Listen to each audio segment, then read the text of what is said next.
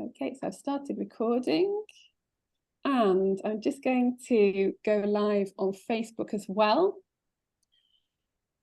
So just a reminder that if you have any connection problems or sound problems watching on Zoom, or if you want to watch with subtitles, then you can watch on Facebook.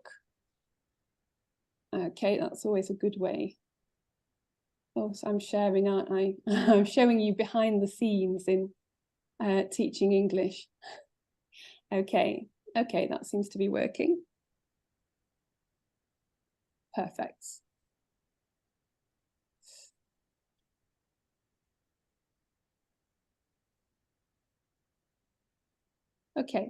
Okay, all right then. So welcome. If you've just joined us, then this is the first session of our climate mini event, which is embedding climate action into language classes. So I'd just like to introduce you to our presenters before I hand over. I'm here with Cristiana and Theo. So Cristiana Osan became a Delta certified teacher educator after having worked as a teacher in Romania for 11 years. For the last 15 years, she's worked as a teacher educator, a trainer of trainers, a mentor, an online moderator, an examiner for international certificates, and a materials writer, thus collaborating in various projects with thousands of teachers all over the world. So one of her most recent projects is climate action in language education. So that is our Teaching English free online course, which is happening now. So she worked as a course developer and as a moderator on that. Okay, moving over to Theo. Theo Naiba lives and works in Cluj-Napoca in Romania. She's been teaching English for about 20 years and became a teacher educator in 2007. She started working as an e-moderator for British Council in 2011 and later on became a lead moderator. This gave her the opportunity to work on many projects with teachers all over the world.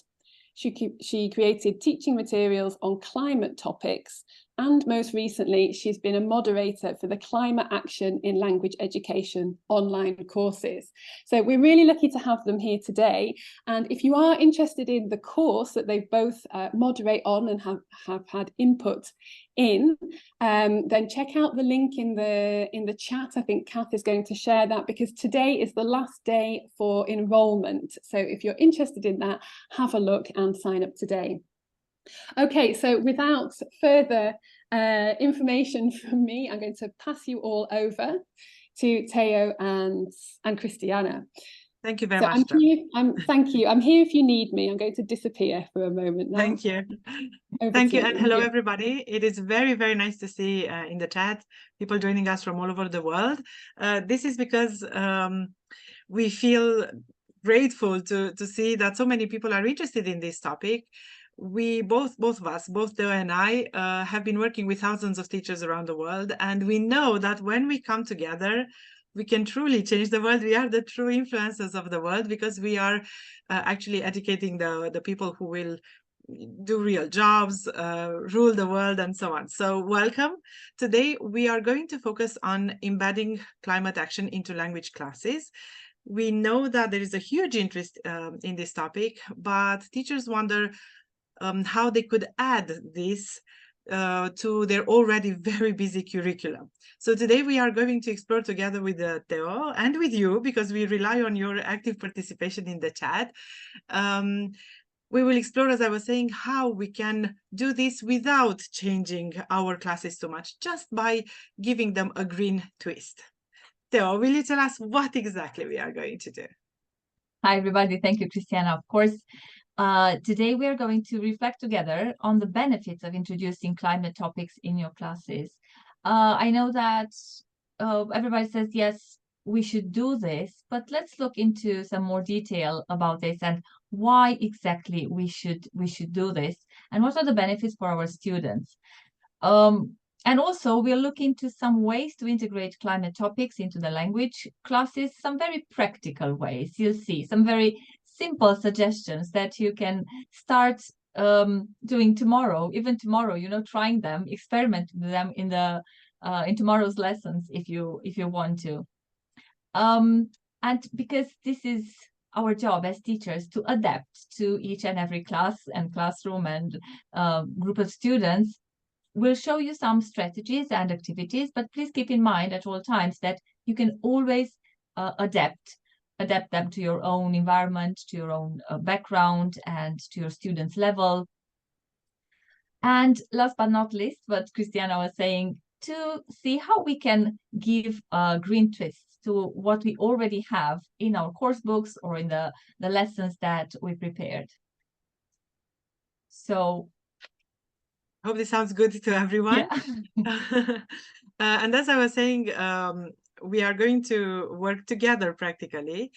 First of all, we will kick off the work together by thinking by working on certain activities, but all the way through, we rely on you putting on the teacher's hats and to reflect as we go along. What language can you introduce if you were to do a similar activity as the one that we are showing you? How can you do that in your classes? And what skills do your learners develop while doing those activities? Why? Because of what they was telling you. We are not scientists, we are not specialists in climate in the climate crisis, but we are specialists in education, and we want to make sure that our learners learn good English through discussing these topics. So we focus on structures, we focus on language and vocabulary. Thank you, Cristiana. So why should we do it? Cristiana also mentioned, you know, teachers are busy. They already teach a lot of things. They already have a lot of paperwork to do. So you might be thinking, oh, so now I have to include climate action in my language classes. Well, why should I do it? There are many reasons. We just picked a few here to share with you. And first of all, because it's language. Because while we are talking about it, while we are including these topics in our language classes, we actually, our learners learn vocabulary and structures. Mm-hmm. So with this, having this in their portfolio, they actually communicate with people all around the world on something that is current and relevant to their own lives. And I was checking the chat because our lovely participants already started sharing. Please do add your motivation and your reasons for including climate topics in your classes.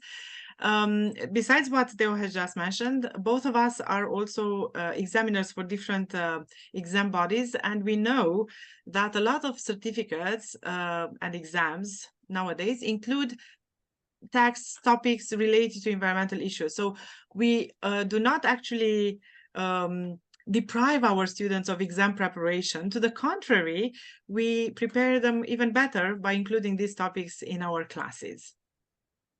Exactly. And because learning takes place inside and outside the classroom, and we'll talk a bit about this more tomorrow, about learning outside the classroom. It makes the connection between what they are learning in the classroom with the real world, because a lot of the times, you know, learning it happens in an artificial environment. So it nicely makes the connection with what is happening outside the classroom. Mm-hmm. I like also what Svetlana was saying in the chat for interaction. It's true, this is a topic that generates discussion, and consequently, they can work together, do research together, try to make up their mind about the best course of action when it comes to these topics. So they interact on a new topic, on something that regards them, that they feel concerned about, and they develop critical and creative thinking. So perfect motivation. Exactly. And I mentioned learning outside the classroom, and I think that by including this topic into their lessons, they become more sensitive towards and more appreciative of nature, and learn and develop a healthy lifestyle, which is very important. Again, it connects to their real life and makes learning more relevant and more memorable. And the modern approach to education is all about focusing on preparing learners for real life. This is what we all ultimately want to achieve, right? And what could be, how can we achieve that better than by helping them take better decisions about their lives and about nature and the environment? They learn how to become more responsible, to be proactive, and to take measures, not to be victims, just to complain about what is happening to them, but to actually feel as active agents that can change things around. Yes, and this very links very well with, because it's a crisis. We don't want to be alarming. We just want you to, and the students, to take action, exactly what Cristiana was saying, to have a proactive attitude towards this. Mm-hmm. I love what Aida is saying, that in her context, all of these reasons apply, and she feels that all of them are very good reasons for including them. Thank you, Eldirim, also for your point about how the classes become more productive. Indeed, the students can feel that we are doing something connected to the real life. It's not just theory, right? But let's see, okay, we are hopefully all of us motivated. We can see that some of you even include all the reasons that we mentioned, and maybe even more, in order to motivate yourselves and include these topics into your classes. But how can we do it practically, in practical terms? How do we do it though? So we have a lot of options here, because I think we are lucky that we are language teachers, and we were very lucky, and we have the tool. All we need is we can explore any topic we want, which is great. I think it's one of the most flexible, subject at school, and we should do this. We have this opportunity, so we should do this. And this is how you can do it. First thing, some of the course books, luckily, more and more these days, have these lessons already available, which is great, because it makes your life easier. Let's face it. Sometimes it may take us a lot of time to find resources and materials, and if it's already there, use them, of course. So use everything that you have available in the course book. Yep. But on the other hand, without making too much of an effort, just by changing our mindset and by adding some questions, maybe some images, some videos, maybe a different type of homework, not an additional type of homework, but another type of homework, we can give our regular classes on any topic. We can give them this environmental twist, this climate action twist. And we will actually have some very practical activities for you in this session. We already have a few suggestions in the chat, so Great. They seem to be reading our mind. Sometimes you can design the lesson yourself. There are plenty of lessons you can find also on British Council website. You can find ready-made lesson plans. And if things are already created, why not use them? But sometimes you want to create your own lesson because you have something in mind. Maybe you have a certain language point that you want to focus on. Maybe you have a certain topic that you want to focus on, maybe connected to some other activities in the school or in the community.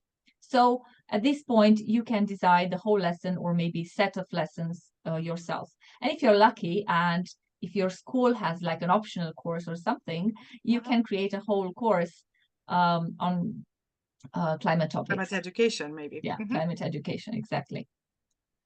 And of course, what we would ultimately want to achieve is to take this learning, as we were saying earlier, out of the classroom to create opportunities for research and action, so that we do not only discuss and raise awareness, but we start doing things. We start implementing all these ideas that we generate, and we take better decisions.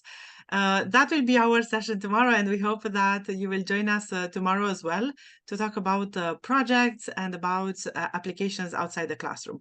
Although, if I'm not mistaken, I can say that there are plenty of ideas for that kind of action today as well. Yeah, I hope so. So you have the language. So basically, what you need is to add or change the task, the materials, the activities, and you're there. So it's not very difficult. But we are language teachers, so our main tool is, the words. We use the words to shape minds, and we start by, with vocabulary is what we focus on most of the time.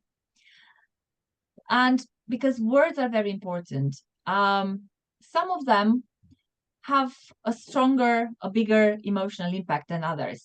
And if you look at these two sets of words and vocabulary related to this topic, which one do you think has a bigger emotional impact? Is it set A or set B? You can type in the chat. It's just A or B quickly. Let's go through them and try to see how they make you feel, right? If you read the climate change, climate skeptic, carbon dioxide emissions, global warming, biodiversity, this is set A. And set B is climate crisis or climate emergency, climate denier, greenhouse gas emissions, global heating, and wildlife. We already have quite a few answers there. Now, after you've read them, opinions have changed in the chat. Yeah, a few people initially said A, but I think they didn't first listen to the whole thing. I think set A is what we used to use. It's the terms that we have used so often that they have become a sort of mental furniture, and we forget about them. They lost meaning. They became empty of meaning because we have used them so much. But in the last almost 10 years, starting from a newspaper in Norway and then in the UK, people have started using set B more and more. And we as language teachers, I think it's important for us as well to adapt our language and to teach set B more than set A. For me personally, the emotional impact is very important. I'm as an English teacher, as a specialist in languages, I love to pay attention to the impact words have and the power that words have. And if you read climate crisis or climate emergency compared to climate change, you do feel the urge to change something, to do something, not to wait and to observe, to be a bystander, just watching what is happening. For all the other terms, there are lots of reasons for changing them. Also, they are more accurate from a scientific point of view.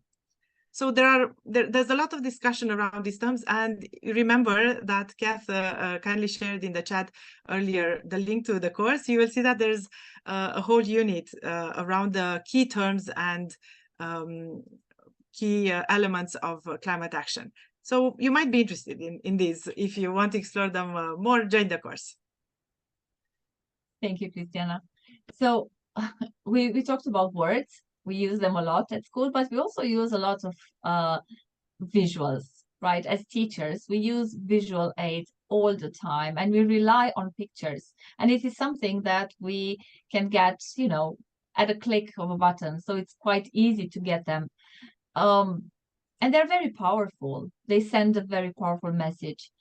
And it's in our, they are everywhere, very easy to find them. But let's see how we can use them and which ones we should choose.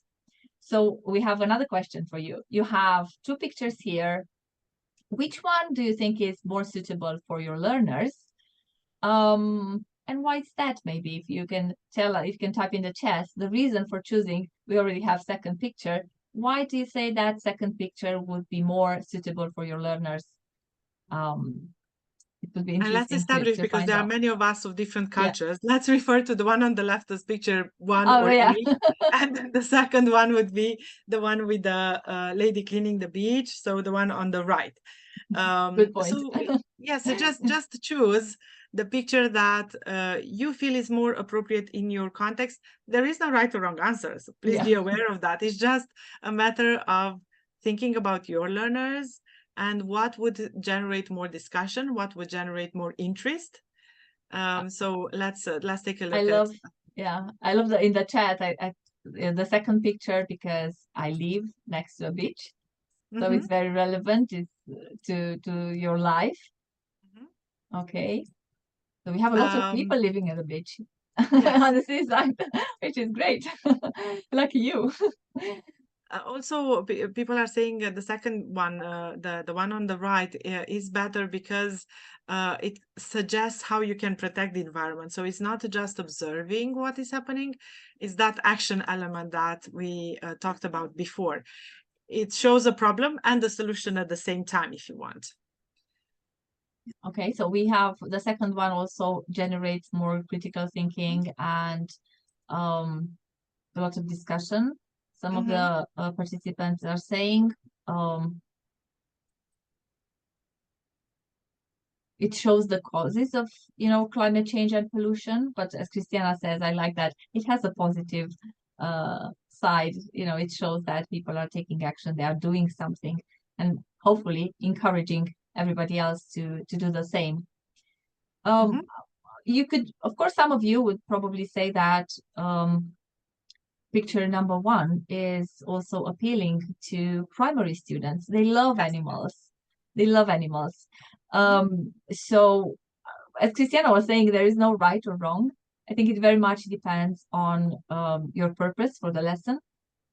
But it is a good point that second picture, or the picture showing the lady cleaning the beach, is more relevant because it shows, people taking action, doing something about it.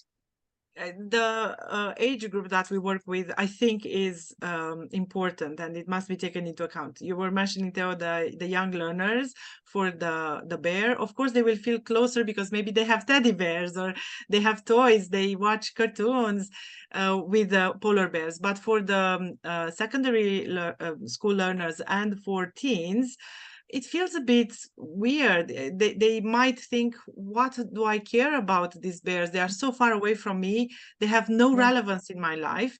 Why should I worry about them? So indeed, the point that we are making here is to choose pictures that show a local problem, if possible, something from your community. Pictures that show people are very, very good because they will actually show how people are impacted by these changes, and also they will show action if that is possible. Can I just share something that Victoria, one of our participants, shared in the chat? I really like this idea that if I want to make if I want to create awareness, I would show students picture one. If I want to inspire them to take action, to act, I would show them the second one. So very nicely summarized everything that we've mentioned here. Next time we will take you be co-presenter with us because you anticipated this very well. Thank you very much for that. And of course, we decided, once we choose a picture, regardless of what picture we decided to choose, right? The one that is most suitable for us, what can we do with it? It's not enough to just look at the picture and discuss. Sometimes we have to go beyond that. Of course, the first thing we can do, especially if we want to focus on the language, is to describe the picture. How do you feel when you see it is an extra layer. That emotional impact that I said is very important for me, because I think learning happens better when the cognitive part of our being is connected to our emotional part. So it's good when we work on language, but we also think about our emotions, our feelings in connection to the respective topic. So I like that kind of extra little question. How do you feel about it? We like this. We like to start learning from feelings. It's Absolutely. an excellent feedback from our students as well. So if you want to go a bit deeper, you can take a picture and can go deeper and say, okay, so what do you know the causes of this type of pollution? So you can go to the root of the problem, explore this in depth, and then you can also ask another question saying, what do you do to improve the situation? So let's go to the proactive side of things. We start in a simple way, just describing how do you feel about it, going to the causes, and then trying to find solutions together. And also looking at what solutions are already there, right? Because sometimes we present a problem, we become aware of a problem in our community, and the temptation is to panic and to think, oh my God, what is going to happen? But it's good, it really helps if first we also collect information about what action is already being done. So what do people do to improve the situation is about what is being done already. And how can you help? How can we help? Maybe is a better question, because this is one benefit of climate action is that the teacher becomes one of the learners. We explore these topics together. We learn together with the learners, and we can think together on how to improve the situation. Can we join the action that is already there? Maybe some NGOs are doing some activities related to this. If there aren't, how can we start doing something? And as part of this proactive attitude is also, you can ask the students to create a set of pictures themselves. This way you make them more responsible learners, and you get them involved in the process of learning, not only in the process of, you know, raising awareness over this topic, but also in the learning process. And they can find their own pictures, set of pictures, and you can use them with other students as well. And they will feel, you know, proud and involved in the learning process. And I think it can be something very simple, right? Or just on your way to school, take a picture of a problem that you notice in your community. And then in the class, we discuss, we can have any of these tasks around the picture. I like the idea of reusing resources there, what you were saying. Maybe we can use the same picture with other classes as well. So it can be something quite informal if you want. It doesn't have to be something very well organized.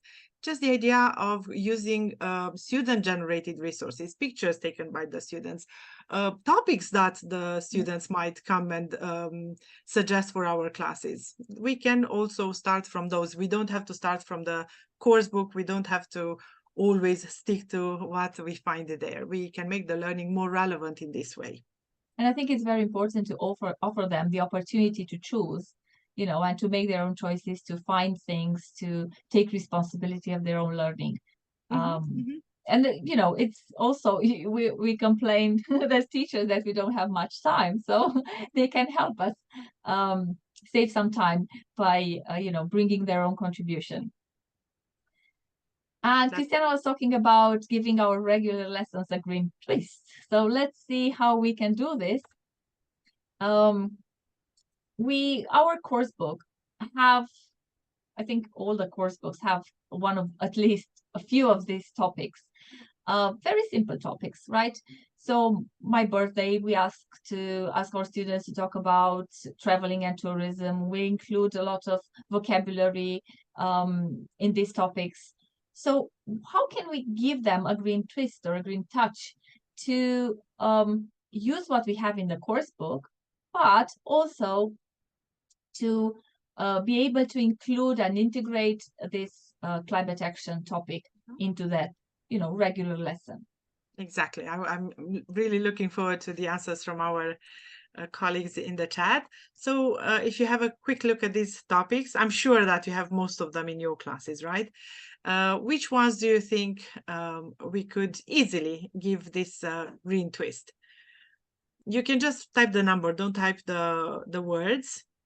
I was thinking, Theo, that actually these topics do appear very, very often, maybe with different aspects. They are kind of generic and large topics, umbrella terms, but we do have them from young learners to high school, maybe even to university.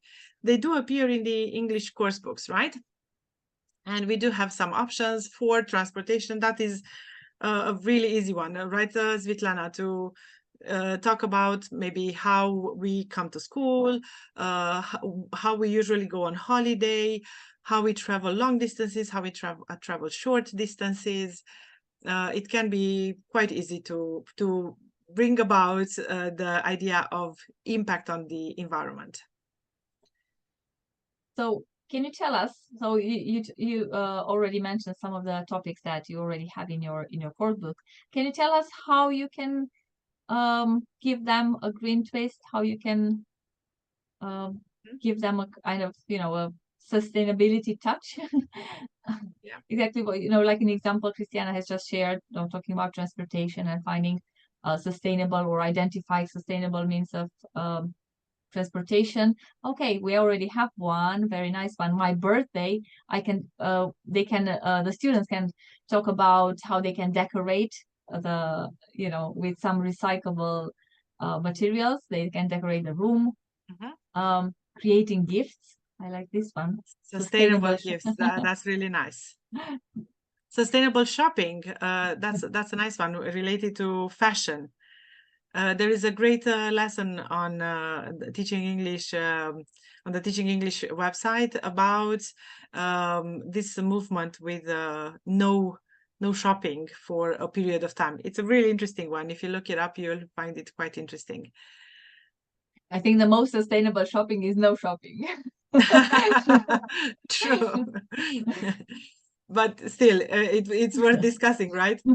Yes, of course. So it's true that some of them, I see that most of our colleagues are saying maybe 2, 3, 4, 5 would be the easiest one to hijack and to give them this green twist. But actually, somebody said it from the very beginning. All of them can be given this green twist, right? We can just come up with a little different perspective on them, add this sustainable layer to them, and we will see that the learners will get used to this quite quickly, and they will start doing this on their own. They will start asking questions, they will start noticing things in different reading or listening texts, in our conversations or speaking activities. They will add this green layer. Exactly. So it's very easy for us, because we already have the materials there. We just need to add something, as Cristiana was saying, or just redirect things in the green direction, let's say it. So we have an example here. Cristiana, would you like to go through this?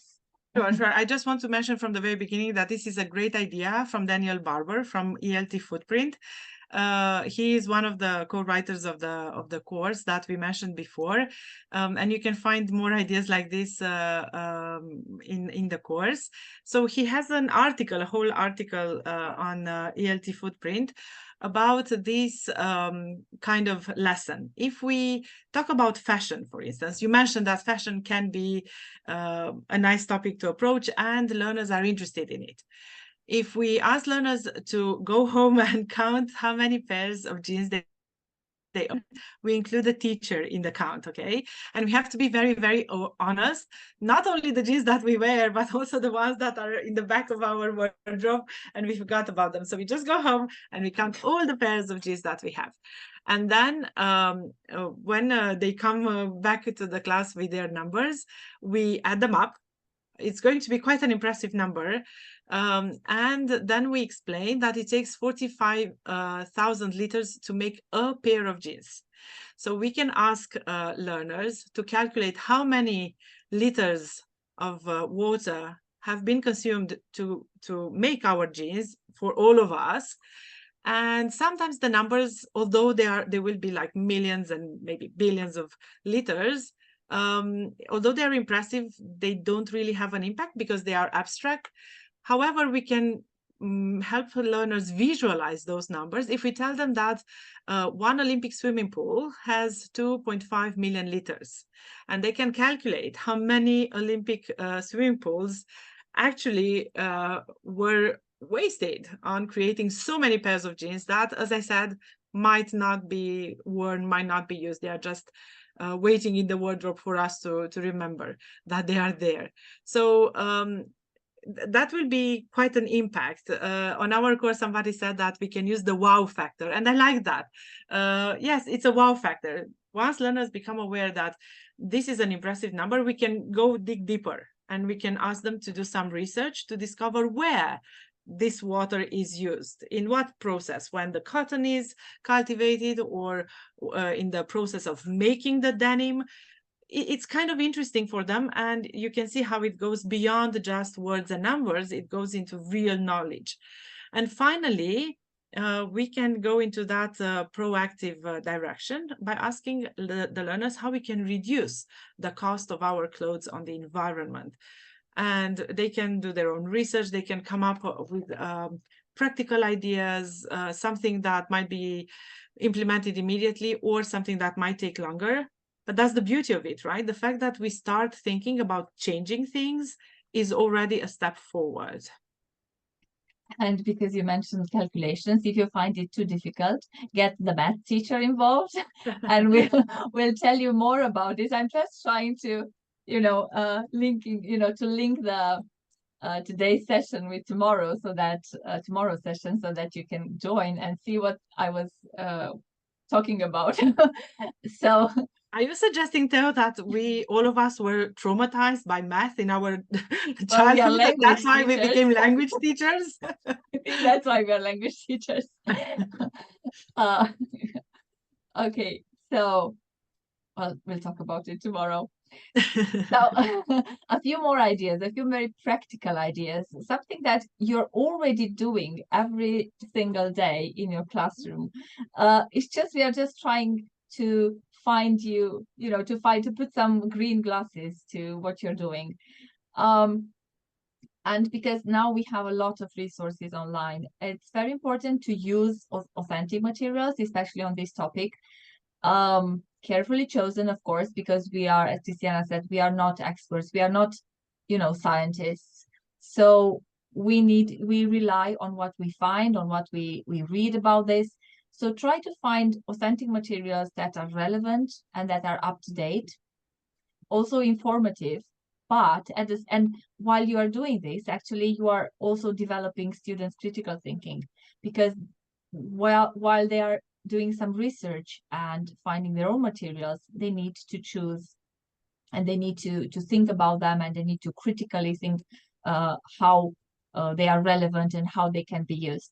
Of course, there are some challenges because you have scientific terms, sometimes they are long, the language level can be difficult, but that's why we are going to tell you tomorrow how you can you can get some help from a science teacher or a geography teacher in this respect, and making everything even more interesting.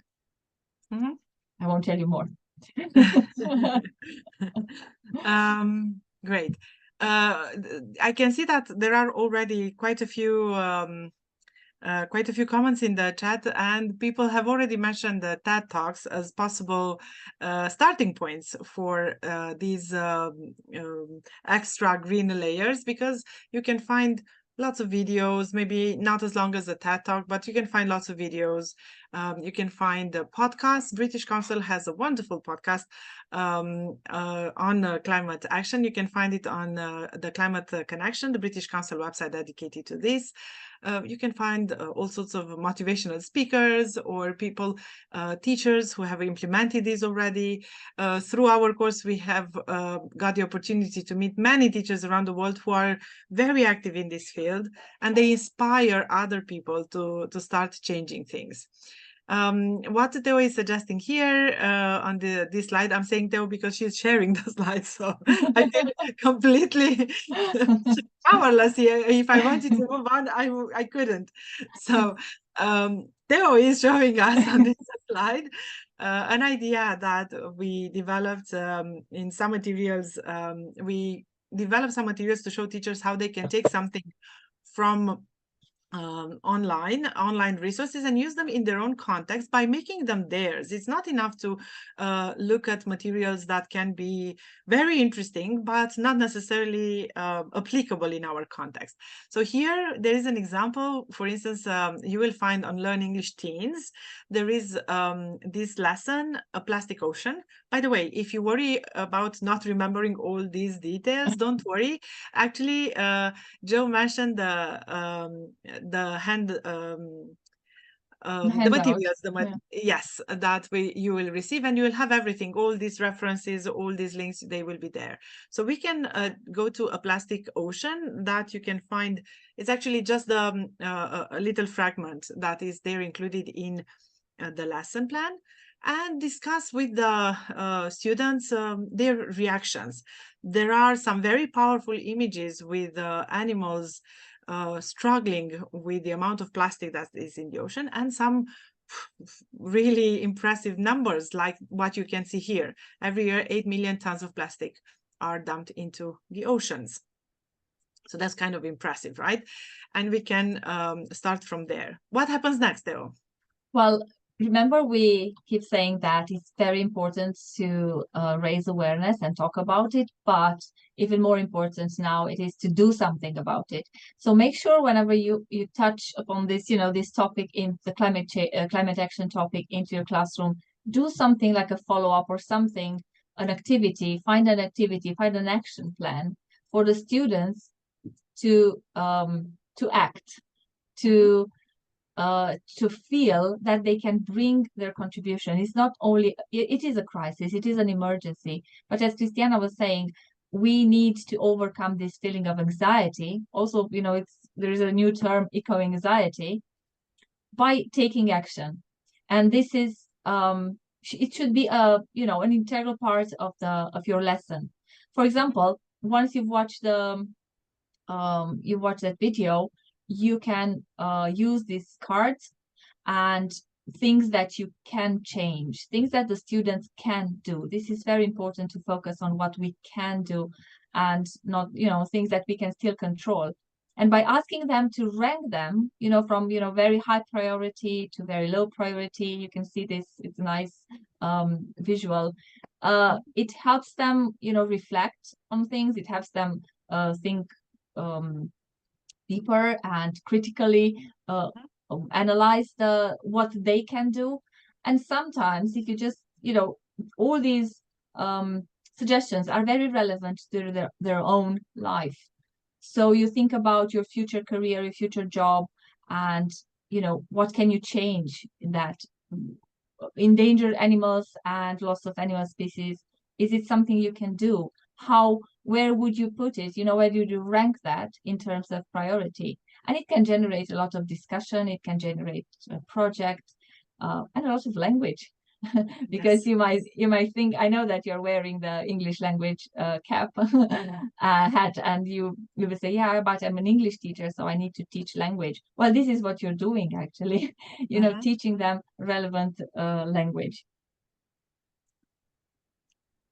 So we looked at how we can use pictures. We looked at how we can use videos. How about articles? We were saying that maybe if you don't have in your course book enough reading material or listening material, you can find some good ones online. And the idea is that, of course, with articles, you can find something that is suitable for the learner's level.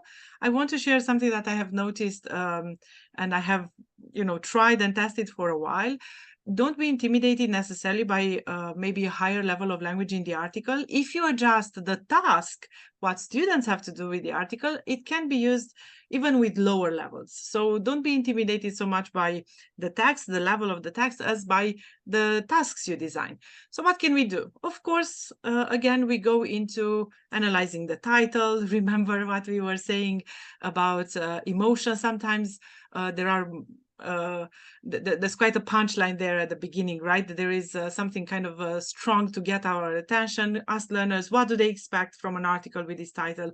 How are they feeling before reading what the article is about? Of course, we can have the classic reading comprehension questions like true or false, gap text. They can summarize, and that is a very good skill for developing critical thinking, particularly as we were suggesting it here. It's easier to start from, say, we have a longer text, please summarize it in 100 words. Okay, now work together and make it shorter.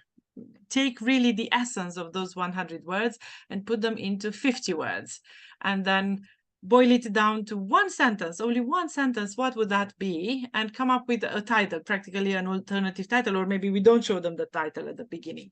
It can be very interesting, and it goes into analyzing, evaluating, and even creating lots of high order thinking skills. We can turn it into jigsaw reading. They can dramatize it, make a conversation, a role play, or of course, what can they do about this article, but in terms of everyday life? How can we change something in our life to change the content of the article, to make maybe hope for a positive outcome in a few years, in a few months? And I think of course, yes, sorry. No, sorry. I was thinking that you've already anticipated some of our participants' questions, asking about the level of language, that they can, what level of language learning class should include this topic. I mean, any level, because everything can be adapted, and you can use visuals, and you can use all these strategies that Cristiana mentioned. And probably you've noticed a pattern here. We show our learners pictures, we give them tasks, and then we ask them to create their own pictures. We show them videos, and then we can ask them to create their own videos. And it's the same with the articles. So they can write an article. It's not only giving them, feeding them. Sometimes we need to teach them how to fish, so we ask them to write their own articles and try to find topics that are debatable, that raise interest. And like this one here, vehicles banned from outside all schools worldwide, an initiative actually in some countries already. And asking them to think about their own environment, their own background and schools, if this could be possible or not. Cristiana already mentioned this, so the podcast, and I think you already have a link in the chat to all these podcasts, which just think about them as listening material, which you can use, and I'm sure you have a lot of ideas how to use them in the classroom. And the great thing is that each podcast comes with a script, with a transcript of the recording, and also with suggestions for how to use them in the class. Don't get intimidated when you open one of the episodes. You will see that they are pretty long, but actually they consist of different sections, and you can take a tiny one, a few minutes to use. And of course, again, you can ask your students to create their own podcasts, with not only with students, but also with another teacher or a local NGO representative or authorities. So giving them even more responsibility. So remember to choose materials that are relevant to the topic and to their own lives. Encourage critical thinking by checking the sources and asking the students to check all the time. Adapt materials to students' level and context, and encourage them to create their own materials. And don't forget about the action point. Exactly.